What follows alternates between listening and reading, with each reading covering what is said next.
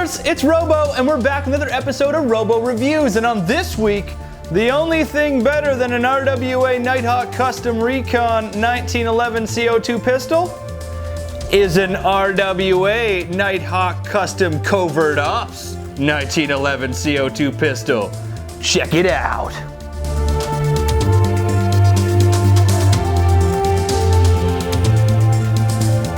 Woo-wee, do I have something special for you today. And what that is the brand new version of the RWA Nighthawk Custom Covert Ops 1911 CO2 pistol. And you're probably sitting there going, I've already seen this review, Rob. I saw when you did the last one, the Nighthawk Custom, and this isn't any different. And that's where I stop you and I say, my friend, you may have heard the phrase, the devil's in the details.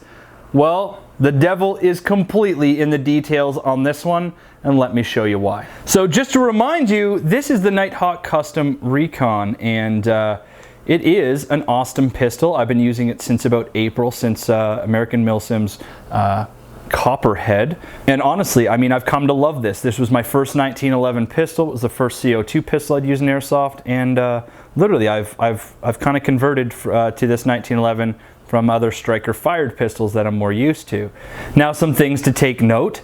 Obviously this awesome orange tip, which I have not removed to make the barrel flush. You see the inner barrel and you see the grips, and there's a good reason why I'm actually pointing these out, and that is, these are the things that differ in the Covert Ops, which is not even released yet. And let's go ahead and take a look at that brand new pistol and talk about what makes it so special over this original version. So here it is in all of its glory. This is, like I said previous, the RWA Nighthawk Custom Covert Ops 1911.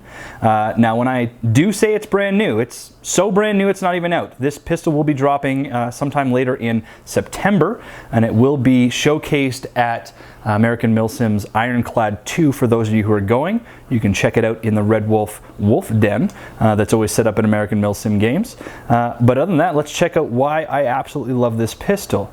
So on the other pistol, you obviously saw that big orange tip, and you're not seeing it on this one. And actually what you're seeing is a thread protector instead. And that is actually because the Covert Ops comes with a threaded barrel ready for any counterclockwise suppressor. And you actually don't need to get any of them, because in a second I'll show you what this one comes with.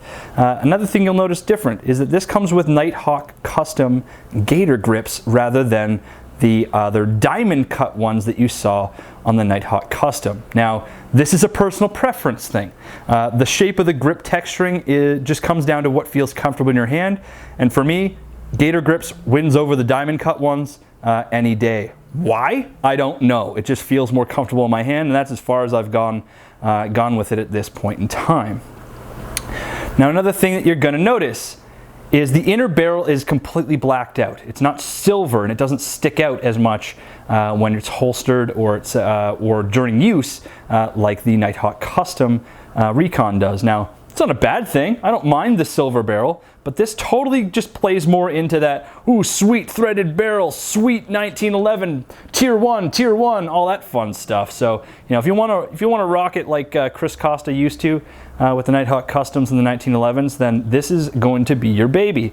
Now, this is also a really small point to make, and that is, on this version, RWA has actually upgraded or improved the trademarks a bit. Now, again, this is something really small. Putting the actual trademarks along the frame here that look, you know, a little bit more in line with the actual Nighthawk Custom weapons, and that is over what it used to be, which is just the RWA and the serial number with the logo engraved on the other side. Now, as you'll see, there's a lot more information about Nighthawk, about where they are. The serial number is still there, but it looks a lot more like a real-world counterpart, just in design aesthetics. You still get the logoing on the other side.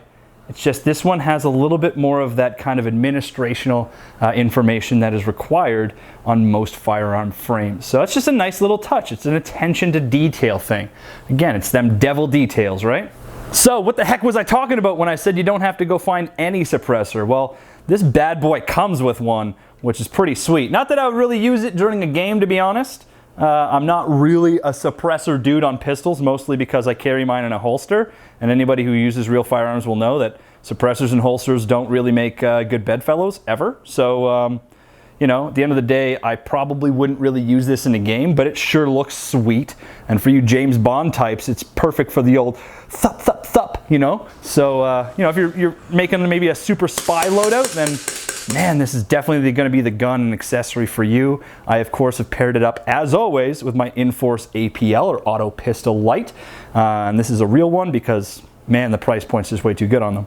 Now, for those of you looking to pick up this pistol, I do have one little quick tip for you that actually I do to all my guns, but definitely to this 1911. It's something I did to my other 1911. And it's actually something I talked about in the review for the original Nighthawk Custom Recon. So that is, I actually mirror the inside surfaces of the slide and frame just to make sure that they actually cycle smoother. And what I've actually done in the meantime, since my last review of the older version of the pistol, and that is I've actually paired it with frog lube. Frog lube plus mirroring those inside edges make these guns cycle like a dream. Now, you don't know what I mean by mirroring the inside edges? Well, let me show you by just field stripping this really quick.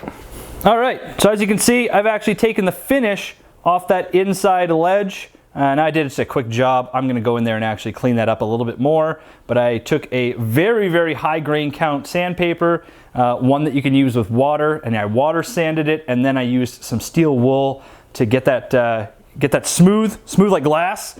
And I did the same thing to the parts that touch the inside of that slide on the lower frame as well. And again, this just goes to actually helping the gun cycle a little bit more cleaner, and it just removes finish where finish is not necessary.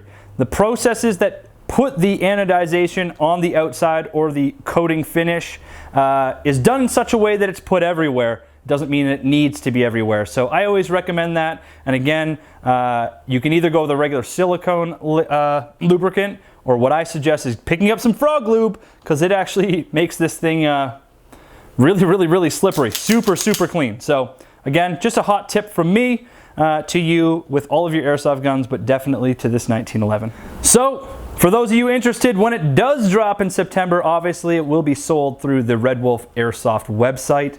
That website will be linked in the description below. Now, I don't have a solid price for this yet, but it will be around the exact same price as the previous version of the Nighthawk Custom Recon.